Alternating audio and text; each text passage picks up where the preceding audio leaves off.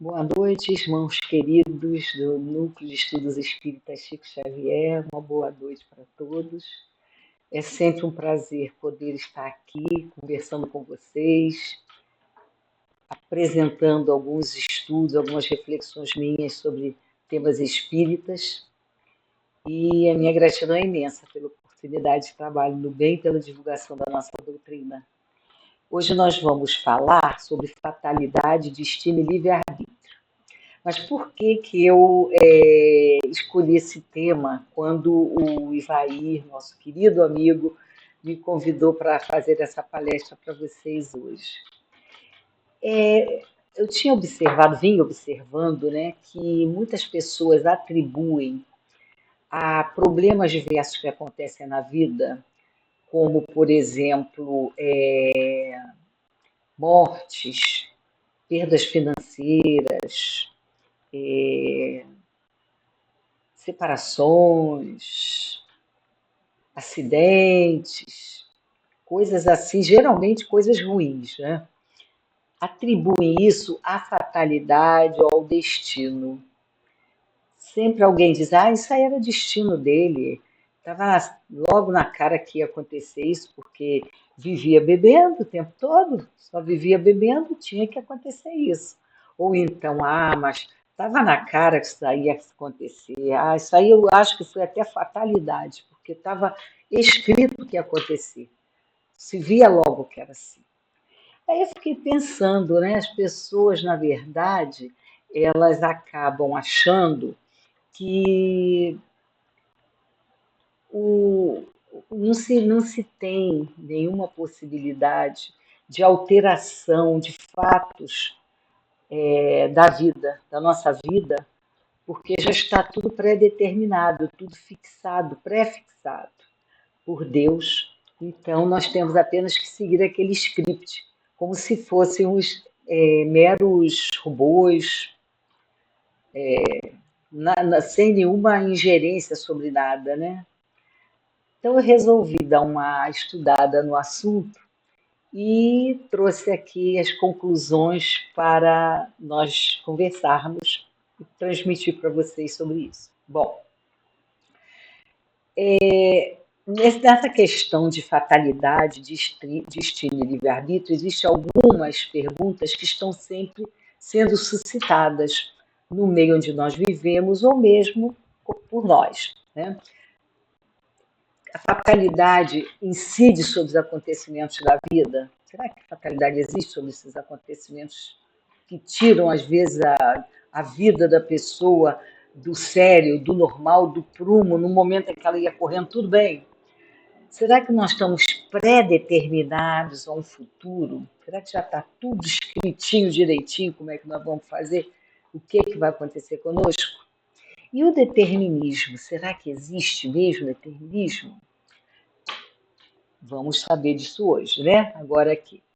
Bom, fatalidade, a questão da fatalidade, ela está mencionada na pergunta 851 do Livro dos Espíritos e fala assim: quando Kardec pergunta, né, se há uma fatalidade dos acontecimentos da vida, os espíritos assim dizem: a fatalidade só existe no tocante à escolha feita pelo espírito ao se encarnar, de sofrer esta ou aquela prova. Ao escolhê-la, ele traça para si mesmo uma espécie de destino, que é a própria consequência da posição em que se encontra. Então, o que ele disse aí? A fatalidade ela está concretizada quando nós estamos no plano espiritual, junto com o nosso guia protetor e os espíritos simpáticos, nossos espíritos amigos, aqueles que têm interesse no nosso progresso, em prepararmos o nosso programa reencarnatório. Ali nós vamos analisar em conjunto, né, com esses amigos, o que nós temos de pendências de outras vidas, o que nós conseguimos já quitar, o que ficou de saldo para nós ainda quitarmos, acertarmos, e vamos estudar uma forma de fazer um acertamento disso, de resolver essa situação pendente que ainda existe. Nesse momento, quando nós traçarmos nossa encarnação futura, como que nós vamos nascer, de que família vamos pertencer, né? É, vamos casar, não vamos casar, o que nós vamos trabalhar, qual vai ser a nossa carreira. Pontos assim ficam já alinhavados para nós podermos seguir à frente. Né? Até a própria morte, mais fatalidade do que a própria morte não existe. Né? Todos nós, quando nascemos, já sabemos que um dia vamos morrer. Aí não tem jeito. Né? Agora, a própria questão da fatalidade da morte, ela pode ocorrer de um jeito, de outro, pode demorar mais um pouco, ou podemos até antecipar, não é mesmo? Então, a morte, mais fatal do que isso, é impossível. Então, os espíritos dizem que é, a, que essa questão do destino, que é a própria consequência da posição que nos encontramos, de inferioridade ainda, né? E dizem eles, falo das provas de natureza física, porque no tocante às provas morais e às tentações, o espírito conservando o seu livre-arbítrio sobre o bem e o mal, é sempre senhor de ceder ou resistir.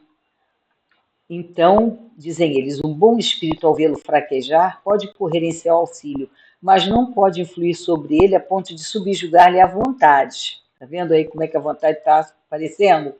Um espírito mau, ou seja, inferior, ao ponto de subjugar-lhe a vontade. Não, um espírito mau, desculpem, ou seja, inferior, ao lhe mostrar ou exagerar um perigo físico, pode abalá-lo e assustá-lo, mas a vontade do espírito encarnado não fica, por isso, menos livre do entrave.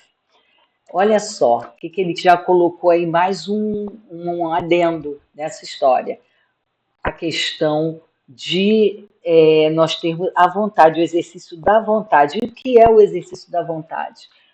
A vontade é o nosso livre-arbítrio, o nosso poder de decisão, de fazer escolhas entre várias opções.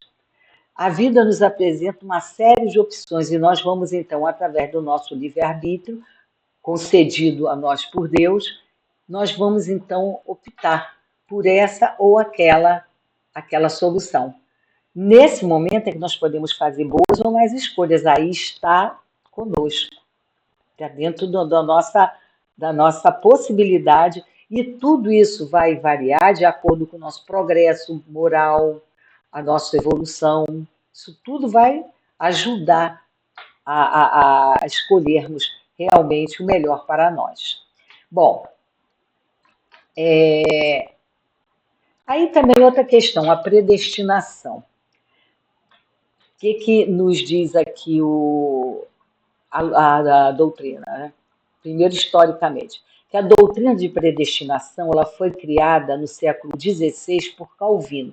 Calvino foi um monge que ajudou a criar a Igreja Protestante. Ele era católico, mas depois ele rompeu com a Igreja Católica e foi criar a Igreja Protestante. Então, segundo essa doutrina da predestinação, Deus criou uma parte dos espíritos para a salvação e outra parte para a condenação.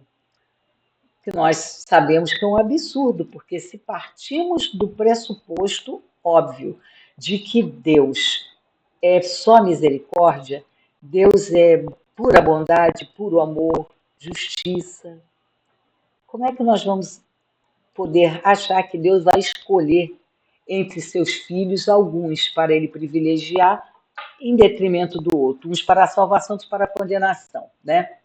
Deus é energia criadora, pura, perfeita, ele é puro amor, gente. Está lá em João 4:8. E ele não faz distinção entre seus filhos. Né? Os espíritos todos foram criados simples e ignorantes e a partir daí vão evoluir todos em condições iguais. O que Deus nos dá? O livre-arbítrio, para que nós possamos utilizá-lo, exercê-lo, porque senão ficaria muito simples a evolução, nós não teríamos responsabilidade por nada, se fosse, tudo já fosse dado para nós de mão beijada, não é? Não ia ter graça, porque nós não íamos ter responsabilidade por nenhuma das nossas escolhas, por nada do que nós fizéssemos. Né? Bom, e por fim, o determinismo. O que é o determinismo? É o que está predestinado, o que vai acontecer. Isso é determinismo. Então, o determinismo é um conceito filosófico segundo o qual todos os fatos são baseados em causas pré-determinadas, eliminando assim a liberdade individual de cada espírito e, por consequência, o seu livre-arbítrio. Se isso fosse verdade, nos tornaria marionetes controlados por Deus. Não teríamos condições de decidir nada sobre a nossa vida, como já falamos antes. Então, essa doutrina do determinismo, ela não é, aliás, esse conceito filosófico, ele deixa muito a desejar para nós que já conhecemos a doutrina espírita e sabemos que Deus é puro amor. Bom, por fim, nós temos falamos agora da vontade, né? Vamos exercer a vontade é o livre-arbítrio. Vamos falar agora de livre-arbítrio, lei de ação e reação e reencarnações. A lei de ação e reação, ela funciona sempre conjugada com o livre-arbítrio, porque um vai influir no outro. O livre-arbítrio vai gerar situações que vão incidir sobre a lei de ação e reação. Aí nós vamos ter que acertar tudo aquilo que nós fizermos, todos os atos que nós praticarmos e que infrinja a lei de Deus, aquela que está lá no livro terceiro do Livro dos Espíritos, aquelas 10 leis que estão ali elencadas, elas são leis universais, obviamente, devidamente adaptadas para cada orbe onde ela está se fazendo valer, porque cada orbe tem a sua vibração, tem a sua estrutura particular. Então, nós vamos ter que utilizar o livre-arbítrio, a lei de ação e reação vai incidir. Se estivermos infringindo a lei, vamos ter que restaurar isso. Né? Temos que botar a coisa do jeito que ela era antes. Porque tudo que a gente faz de errado, de equivocado, tudo que vai contra esta lei, uma dessas 10 leis, agride o universo. Vocês já notaram? Obviamente que sim, né? Como o universo funciona todo certinho, como um reloginho suíço. Todos os planetas girando, todas as órbitas, todas as estrelas. Agora então, com esse James Webb que está mandando fotos, imagens nunca antes imaginadas do universo aqui para a Terra, nós temos tido oportunidade de ver quanta coisa sensacional, quanta coisa maravilhosa nós temos nesse universo. Que está esperando por nós, nós somos caminhantes, andarilhos desse universo. Fizemos uma paradinha aqui no planeta Terra. Vamos dar uma evoluída e depois vamos passar para outro lugar. Então, nós vemos quanta coisa maravilhosa, coisas que nós não imaginamos, que nós não temos nem ideia ainda do que mais pode surgir. E vemos como nós somos pequenininhos diante do universo, nós somos uma poeirinha, nós somos nada. Diante da grandeza de Deus, o nosso planeta Terra é um dos menores do sistema solar. Então, quantos ainda se acham tão cheios de poses, né? Quantas pessoas equivocadas ainda se acham no direito de humilhar os outros, de ter preconceitos absurdos contra outras pessoas. Não é, meus irmãos? Não somos nada, somos uma poeirinha, estamos aqui a caminho, em evolução. Bom, então, falar de livre-arbítrio, né? Já falei tanto que estou com sede. Bom, então a lei de ação e reação, como eu falei, funciona junto com o livre-arbítrio. Então, esse livre-arbítrio nos foi concedido por Deus para definir não só a atual reencarnação, como reencarnações futuras, né? Mas o que diz Mateus, no seu Evangelho, capítulo 16, versículo 27? A cada um é dado segundo as suas obras, tá? Kardec nos falou disso também no livro Céu e Inferno, primeira parte, capítulo 7. Nossos atos definem as situações pelas quais vamos passar a nossa encarnação, de modo que a felicidade ou o sofrimento dependem de nós mesmos. Nós somos artífices do nosso futuro. Não se esqueçam disso. E tem mais. Como dizia Paulo, nós estamos envolvidos por uma nuvem de testemunhas. Quem são essas testemunhas? Os espíritos que estão em torno de nós. Nós nunca estamos sozinhos. Então, quando fazemos alguma coisa errada, na doce ilusão de que ninguém vai saber, de que ninguém viu, ledo engano. Pode ser até que humanos não tenham visto, mas espíritos viram com certeza. E tudo que nós fazemos fica gravado, fica retido nessa matéria em que estamos submersos. Como disse a André Luiz, estamos submersos, envolvidos em Deus como peixinhos no oceano. Nós estamos aqui, ó, nesse oceano de vibrações. Isso fica tudo marcado e com certeza no futuro nos será cobrado. Então, muito cuidado, porque nunca estamos sós.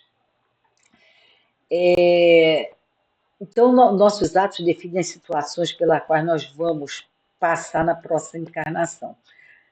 Então, a felicidade ou a infelicidade vai ser, vamos botar na nossa conta mesmo, não na de ninguém, né? Porque geralmente nós nunca temos culpa, sempre o outro.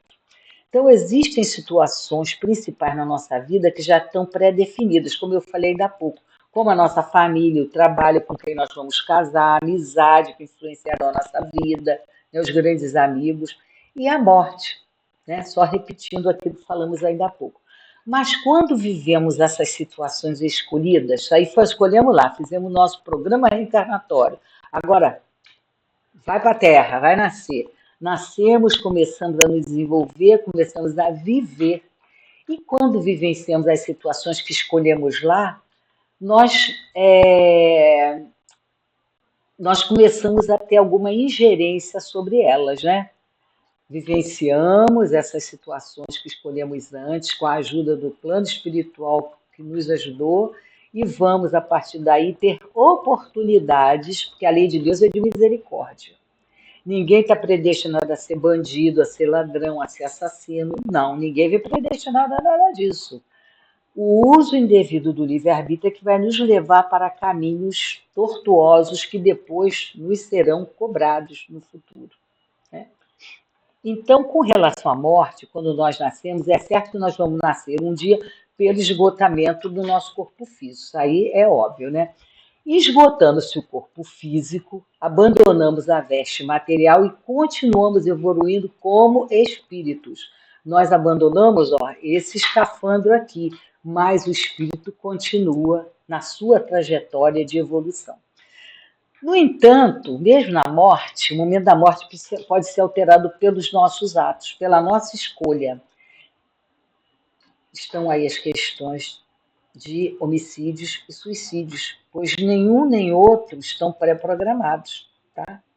Vão ocorrer esses fatos terríveis conforme as nossas escolhas.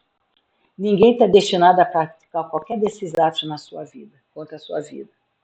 Até porque a nossa vida nos foi dada por Deus e só Ele pode tirá-la. No entanto, tudo aquilo que depender da nossa escolha, ele pode ser modificado através do bom uso do livre-arbítrio.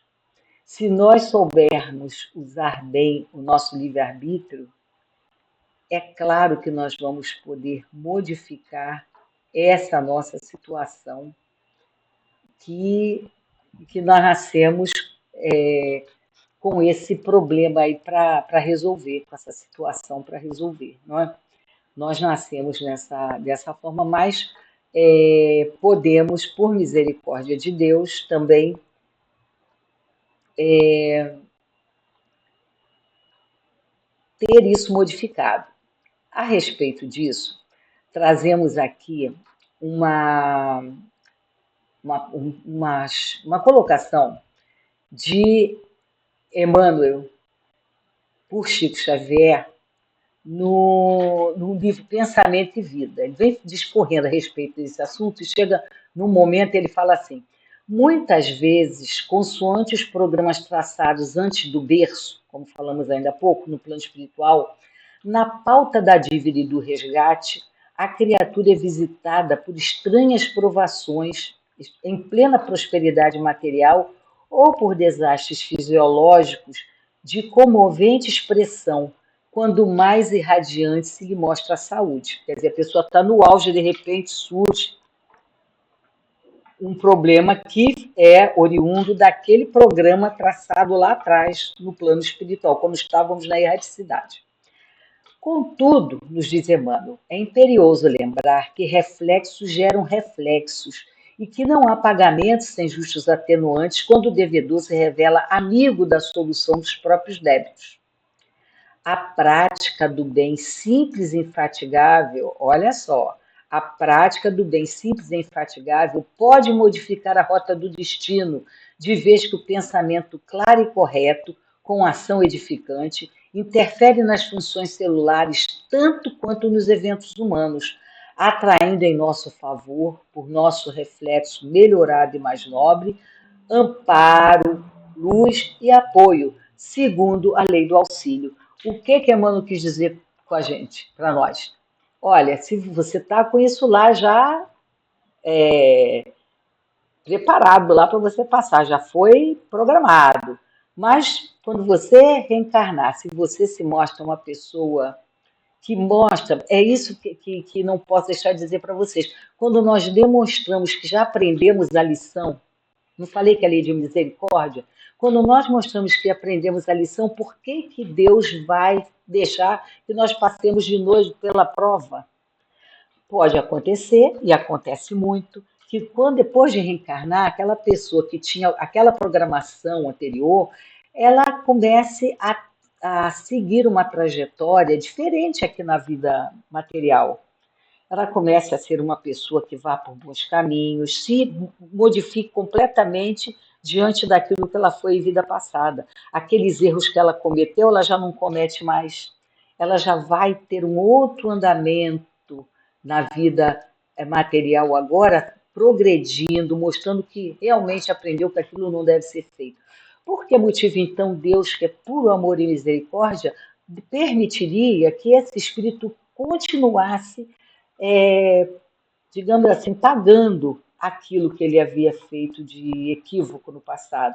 Por que ele ainda ia ter provas se ele já provou com a sua conduta, com o seu modo de ser, que ele havia aprendido a lição, não é? Então, aí, nesse caso, nós teremos condições efetivas de podermos temos condições efetivas de modificar esse nosso futuro, né? Porque nós já mostramos que aprendemos a lição. Então, vejam bem,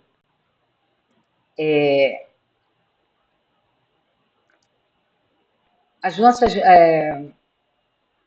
nas reencarnações futuras, o que os espíritos nos passam é que elas estarão necessariamente vinculadas aos atos praticados nas anteriores reencarnações, conforme as escolhas que tenhamos feitas. E aí, a tão almejada felicidade que Jesus disse que não é desse mundo, ela vai, de uma certa forma, acontecer. O que Jesus quis dizer com isso quando ele falou a felicidade não é desse mundo? Vamos refletir. A felicidade não pode ser perene, ela não pode ser eterna nesse mundo. Nós não podemos viver direto na felicidade. Por quê? Porque esse mundo ele é de provas e expiações. Provas e expiações. Então não tem jeito, não podemos ter felicidade para sempre. Mas temos o quê? Deus é tão bom que Ele nos dá muitos momentos de felicidade, não é? Nós temos momentos de felicidade tão maravilhosos, tão bacana. Eu vou contar para vocês até rapidamente, só para exemplificar como é que esses espíritos são demais. São fora de série. Como é que eles nos falam as coisas assim, tão carinhosamente, né? Algum tempo atrás, aqui na minha residência, a minha filha e minha neta estavam aqui, eu, meu marido e elas duas estavam na cozinha, Não era um sábado à noite, a gente ali naquela brincadeira, rindo. A minha filha adora cozinhar, então ela fazendo assim uns quitutes maravilhosos, uma monte de coisa, a gente ajudando e conversando e rindo. E aí teve uma hora que eu saí para jogar umas coisas no lixo que fica do lado de fora no quintal. Quando eu saí da cozinha, que eu atravessei para o quintal, aquela vozinha falou assim no meu ouvido: Isso aqui é felicidade. Olha, aquilo me emocionou tanto, eu fiquei tão assim, feliz. Você vê só como é que ele vem mostrar para a gente. A felicidade está em coisas pequenas. Naquele momento em que nós estávamos ali, dentro da nossa casa, no nosso ambiente familiar, conversando, rindo, brincando e cozinhando. Olha que coisa boa, em família, né? Família é tudo de bom, gente, por mais complexa que ela seja. Família é a nossa raiz, nós não podemos prescindir dela. Então estávamos ali, minha filha, minha neta, eu, meu marido, a gente brincando, rindo, e o Espírito vem e me diz carinhosamente: Isso é que é felicidade. Então nós não precisamos estar procurando felicidade em coisas astronômicas, coisas mirabolantes, porque ela está nas pequeninas coisas.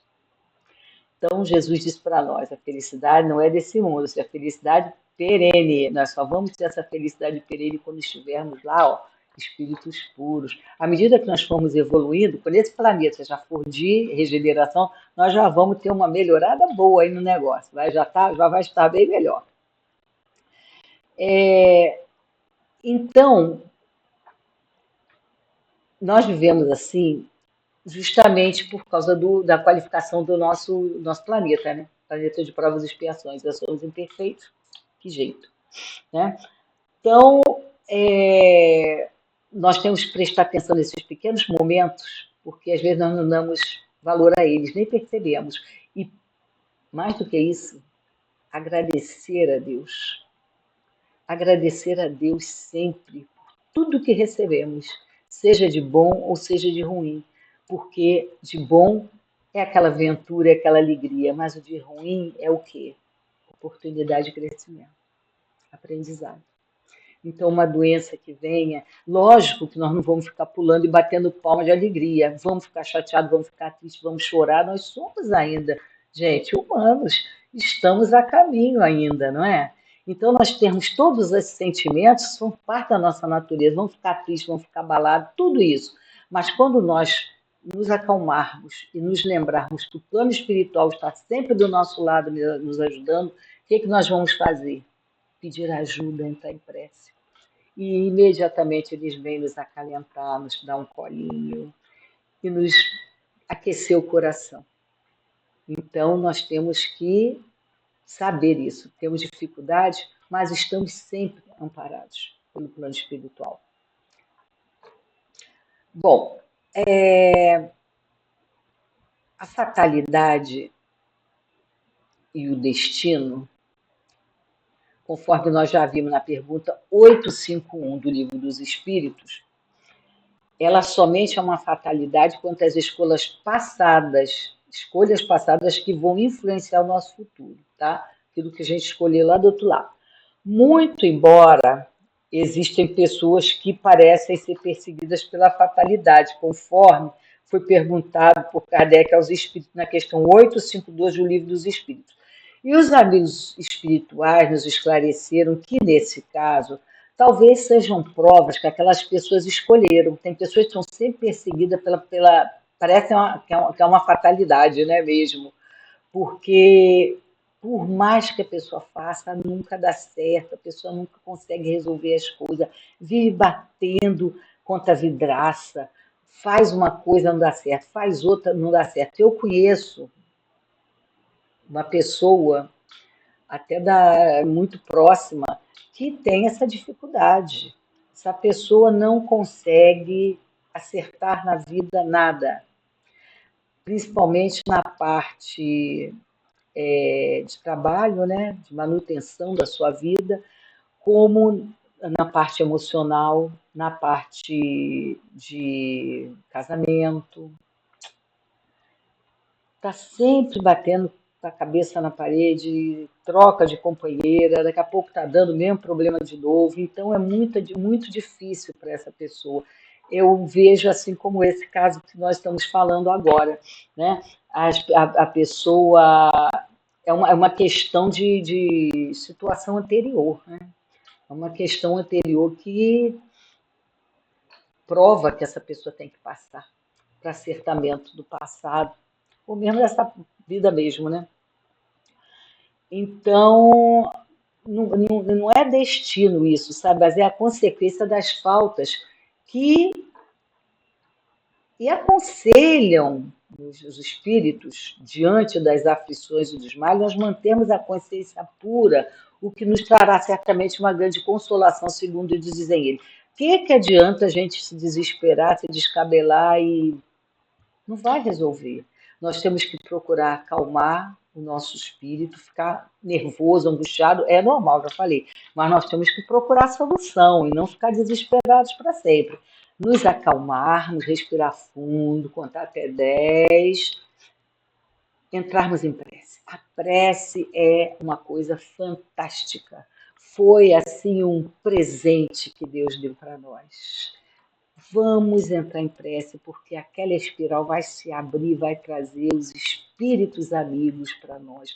Quanto mais ela se abrir, mais a nossa prece vai subir, mais espíritos queridos vão vir nos ajudar. Gente, a prece é maravilhosa. Então, entrar em prece, pedir ajuda e vamos em frente, né? Bom, daí, nós, nessa situação toda de dívidas passadas, nós estaremos sujeitos a determinadas provas e expiações relativas à vida anterior para expiar e provar na vida posterior. Isso é um acertamento que nós temos no nosso passado, né? Bom, através do nosso arrependimento sincero, da expiação e da reparação que se constituem nas condições necessárias para apagar os traços de uma falta cometida e suas consequências. Está lá no Céu e Inferno, primeira parte, capítulo 7, item 16. Tá? Vamos reparar e expiar tudo. Mas como a lei de Deus é de misericórdia, já falamos isso várias vezes hoje, as nossas atitudes numa reencarnação cujo programa nos determina a passar por determinada prova ou expiação, pode ser abrandada, não é? Pode ser abrandada. Nós vamos passar por uma situação tremenda e, de repente, acontece uma misericórdia, né? Acontece uma misericórdia dessa. Olha que coisa sensacional. Então, a propósito disso, vou contar uma história para vocês que está lá no livro A Vida Escreve. Hilário Silva, né? Espírito de Hilário Silva pela psicografia do Chico. Então, o Hilário Silva é abrandamento da incidência da lei de causa e efeito, tá? Ou lei de ação e reação. Muitos de vocês já conhecem, né? Mas agora eu vou contar a historinha toda. A gente só sabe de um fato, o cerne da questão, mas agora eu vou contar a historinha toda por conta do que Hilário Silva nos legou por esse livro A Vida Escreve. Então, eu diz o seguinte, ó. O nome da mensagem é O Merecimento, tá? O Hilário contou o caso de Saturnino Pereira. O Saturnino Pereira era espírita, homem amoroso, prestativo, sempre disposto a ajudar o seu semelhante, seja no âmbito doméstico, familiar, na casa espírita ou no trabalho profissional. O cara era bom, ele era aquela pessoa boa. Certa feita, operando a máquina de que era controle, trabalhava com a máquina. O Saturnino feriu a mão. Foi socorrido no hospital, passando por uma cirurgia restauradora. O Saturnino ferira todo o braço, porém fora informado pelo cirurgião que só perderia o dedo polegar. O que os ferimentos do braço se reconstituiriam em breve tempo. Longo não, em breve tempo. Logo aí, o que começaram a falar as pessoas, os leigos? Olha só o comentário. Poxa, por que um desastre desses com um homem tão bom? Ele era bom, né? Falamos agora. Tantas mãos criminosas saem ilesas em até acidentes mais graves, e justamente Saturnino que nos ajuda a todos. Venha ser vítima. Ah, não, isso aí é uma injustiça de Deus, né? Não faltou até quem cobrasse a proteção que Saturnino deveria receber pela atividade religiosa intensa a qual se dedicara com tanto amor. Saturnino recebeu com carinho e respeito de todos, agradeceu generosamente e sorriu, resignado. Agradeceu a Deus, porém estava triste. À noite, não é para menos, né? À noite, compareceu em companhia da esposa à sessão íntima no templo espírita que frequentava. Ele foi no centro espírita e teve lá uma reunião. Foi então que Macário, o orientador espiritual das tarefas, dirigiu-se a ele bondoso para que o mesmo não se sentisse desamparado e tampouco triste, pois todas as dores são decretadas pela justiça divina. Aí olha o que o espírito Macário falou para ele. Há 80 anos, era você poderoso sitiante no litoral brasileiro. E certo dia, porque pobre empregado enfermo não lhe pudesse obedecer às determinações, você, com as próprias mãos, obrigou-o a triturar o braço direito no engenho rústico. Ai, gente, já pensou? Bom, por muito tempo no plano espiritual, você andou perturbado, contemplando mentalmente o caldo de cana enrubescido pelo sangue da vítima, cujos gritos lhe ecoavam no coração. Por muito tempo. Continuou. E você implorou existência humilde em que viesse a perder no trabalho o braço mais útil. Mas você, Saturnino, desde a primeira mocidade, ao conhecer a doutrina espírita, tem os pés no caminho do bem aos outros. Você tem trabalhado, esmerando-se no dever. Não estamos aqui para elogiar, porque você continua lutando, lutando, lutando. E o plantio disso ou daquilo só pode ser avaliado em definitivo por ocasião da colheita. Sei, porém, que hoje, por débito legítimo, alijaria você todo o braço, mas perdeu só um dedo. Regozije-se, meu amigo. Você está pagando em amor seu empenho à justiça. De cabeça baixa, Saturnino derramava grossas lágrimas, lágrimas de conforto e apaziguamento e alegria. É o amor que cobre uma multidão de pecados, como bem asseverou nosso Mestre Jesus no Evangelho de Pedro, em Evangelho de Pedro 1, 4, 8. Através das boas ações podemos diminuir o impacto das nossas provas diante da lei. Então vocês vejam o benefício que o nosso amigo Saturnino teve pela sua mudança de paradigma, a sua mudança de direção, direcionamento, né? Então, ele, por conta disso, teve a sua expiação abrandada. Olha que beleza, né? Bom,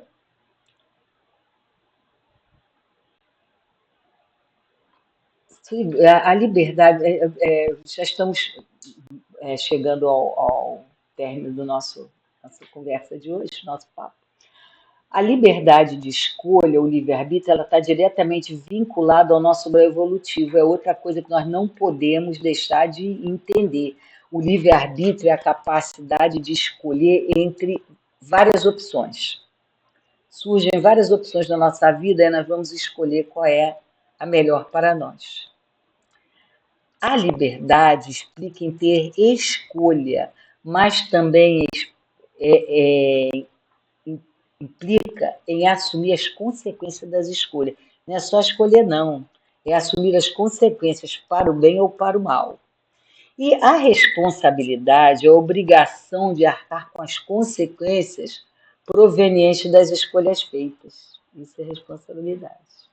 Então, nós vamos exercer o livre-arbítrio com liberdade e responsabilidade. Quando falamos isso, vamos escolher com liberdade e responsabilidade, sabendo que estamos presos a isso, né? Então, nós somos livres para escrever o nosso futuro, mas nós devemos ser também responsáveis, tal como nos diz Paulo de Tarso. Tudo nos é lícito, mas nem tudo nos convém, não é? Podemos fazer qualquer coisa, mas é bom para nós, é bom para mim. Vamos pensar melhor, não é? E seremos mais livres e mais responsáveis na medida em que evoluirmos e formos tomando consciência da importância das nossas atitudes e pensamentos nas existências posteriores. O nosso livre-arbítrio é reduzido à medida em que nos insurgimos frente à força coercitiva da lei de causa e efeito. Olha só, nosso livre-arbítrio é reduzido todas as vezes que nós queremos enfrentar a lei de causa e efeito e na observância desse processo de reeducação espiritual a que estamos submetidos em cada reencarnação. É educativo, né? Então, quando nós nos desviamos do caminho que foi estabelecido no nosso programa reencarnatório, ou quando usamos da nossa liberdade de forma inadequada, sucedem os casos de reencarnação compulsória, não é mesmo? Quantos casos desses nós temos lido na literatura espírita? O espírito reencarnou compulsoriamente. Quer dizer, não teve esse negócio de fazer programa reencarnatório, não, de argumentar, de dizer que preferia fazer isso ou aquilo, de discutir os itens do programa reencarnatório com o seu guia protetor. Negativo. Se ele fez todos praticou esses equívocos antes, ele não tem maturidade para trabalhar junto com o plano espiritual na sua próxima reencarnação. Ele vai ter que não vai ter que entrar na reencarnação compulsoriamente, ou seja, que ele vai. Igual os paraquedistas que o paraquedista está com medo na porta de salto do avião e vem o sargento e vai, joga ele, né? É assim, tá com medo, mas vai ter que enfrentar. Você não tem maturidade para discutir se quer isso ou se quer aquilo, né? Então, o nosso livre-arbítrio é reduzido nesses momentos, porque nós ainda não estamos sabendo nos, nos portar corretamente, não estamos sabendo escolher. Bom, tem mais uma historinha para contar para vocês. Essa é uma historinha engraçadinha. E para a gente não esquecer, né? Uma coisa bem interessante. A contar o caso do rebolão. O rebolão é também uma historinha que nos foi contada. Deixa eu ver aqui se eu tenho. Onde é que está o rebolão? Não estou com essa historinha aqui, não, porque geralmente eu deixo aqui separada para contar para vocês, para trazer para vocês, mas agora não estou localizando onde é que eu poderia ter deixado. Bom, mas irei contar para vocês de memória. O Rebolão era um garoto, que ele era tremendo, gente. O Rebolão não era fácil. Ele vivia pegando peça nas pessoas. Jogava a casca de banana na cozinha para a passadeira escorregar e cair. Tirava a almofada do local para a pessoa sentar pensando que a almofada estava lá e caísse no chão. Vivia aprontando poucas e boas com as pessoas, até com os animais. Ele era demais, fazia coisas do arco da velha. E botava sal no café da vovó, enganando que era açúcar. E fazia coisas que poderiam machucar as pessoas. Algumas brincadeiras sem graça, capazes de machucar as pessoas. Colocar uma escada em falso para a pessoa pisar e cair. Bom, um belo de um dia, o Rebolão foi brincar no quintal e subiu numa escada, num lugar mais alto. De lá ele escorregou e caiu, bateu com a cabeça no chão, quebrou, cortou a cabeça, quebrou os dentes, era tanto sangue para tudo que era lugar, e quanto mais ele via sangue, mais ele gritava. Veio todo mundo correndo, pegaram ele, levaram para o hospital, para um socorro, chegou lá o médico, falou, olha, nós vamos ter que fazer um tratamento aqui muito sério, de repente vou ter até que operar, porque a queda foi muito grande. O problema da perna que ele machucou foi sério, então vamos ter que pensar direitinho como é que vamos fazer isso. Aí deu os primeiros socorros, ficaram aguardando para ver o que o organismo dele ia reagir.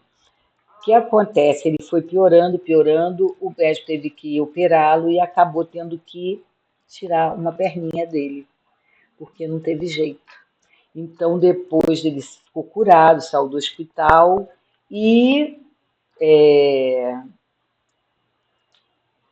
foi refletir, né? O mal já tinha sido feito. Foi uma grande lição que levou para o resto da vida, porque a partir daí ele passou a ser um outro garoto. Ele não estudava, ele, além de repetir ano, ele não deixava os outros estudarem, ficava perturbando na sala de aula. Era mal criado para a professora, a quem ele devia respeitar, né? Porque os professores estão ali num ministério de ensino muito lindo, muito sublime. E ele fazia miséria com a professora, então ele foi refletir nisso tudo e viu quanta coisa errada ele tinha feito. E aí, agora sem a perninha, ele ia poder entender, nunca mais ele ia esquecer que não se faz coisas assim com as pessoas, para que as pessoas caiam, para que as pessoas se machuquem, para que as pessoas tenham risco de vida, como ele fez com tantas outras. Ele agora foi subir num lugar alto que ele próprio havia preparado para outra pessoa cair e não havia se lembrado depois, na hora, do que tinha feito antes. Então ele mesmo sofreu o resultado da sua conduta. Então o Rebolão, tadinho, acabou caindo e ficou sem a perninha, né? Muito tadinho. Mas para vocês verem como é que as nossas atitudes, as nossas ações, elas têm uma, uma finalidade, né? Elas vão ter um resultado que nós vamos precisar receber com humildade, reflexionar sobre eles e a partir daí mudar o nosso comportamento. Então, meus irmãos, de tudo isso que nós olhamos aqui, que nós lemos, que nós estudamos, para concluir, nós temos que entender que estamos sujeitos à lei de causa e efeito, ou ação e reação, conforme a nossa necessidade espiritual. Conforme a nossa necessidade espiritual, nós possuímos certa liberdade na escolha no que se refere ao caminho do bem ou do mal que vamos seguir, devendo nos atentar para o fato de que, através do amor que dedicamos na nossa existência, angariamos recursos vitais que vão amenizar nossas penas. Ressaltemos também que não há uma folha que se desprenda e caia que não esteja sob o controle de Deus. Mas isso não quer dizer que estivesse previamente preparado ou que tenha sido por obra dos espíritos, né?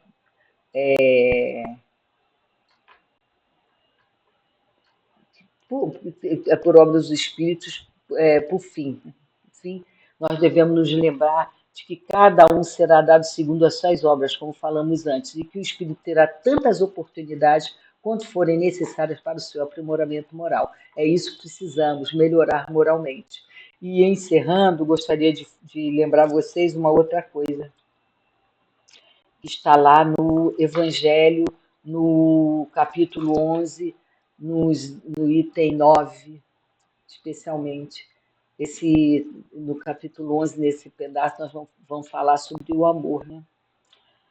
Ama o próximo como a ti mesmo, no capítulo. Então, o amor incondicional.